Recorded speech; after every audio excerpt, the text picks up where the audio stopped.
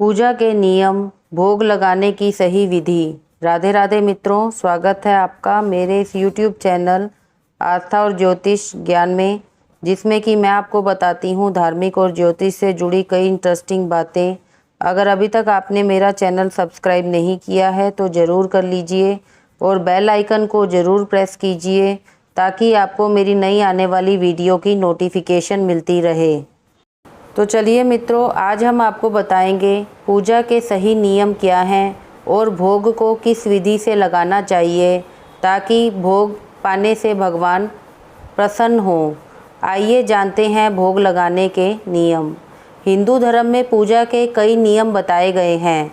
इनमें देवी देवता को भोग लगाने के भी नियम शामिल हैं। सनातन धर्म में कहा गया है कि पूजा के बाद देव को जब भोग लगाएं तो कई बातों का ध्यान रखें। आइए जानते हैं इससे संबंधित नियम।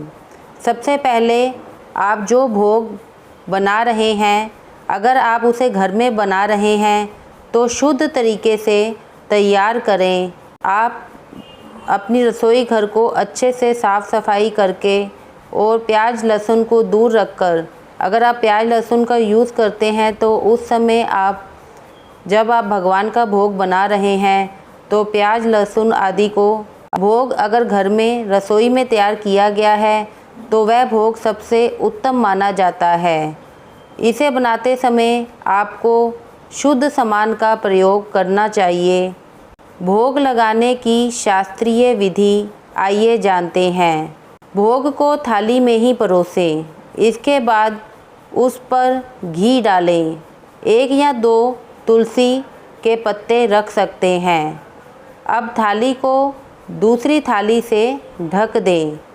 भगवान के सामने जल से चकोर आकृति बनाएं और उस पर भोग की थाली रख दें।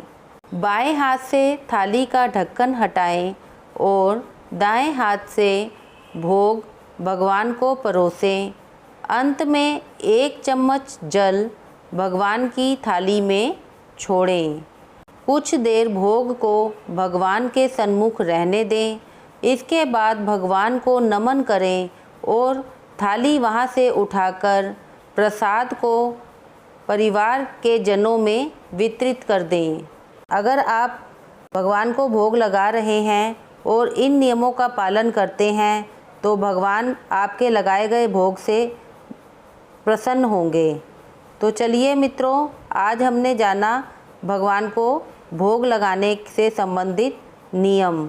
तो चलिए मित्रों, अगर ये मेरा वीडियो आपको पसंद आता है तो इसे लाइक कीजिए और मेरे इस YouTube चैनल आस्था और ज्योतिष ज्ञान को ज़रूर सब्सक्राइब कीजिए ताकि मैं आपको इसी प्रकार धार्मिक और ज्योतिष से जुड़े ज्योतिषीय टिप्स बताती रहूं, जिससे कि आपको धार्मिक और ज्योतिष से संबंधित नई नई बातों का पता चलता रहे।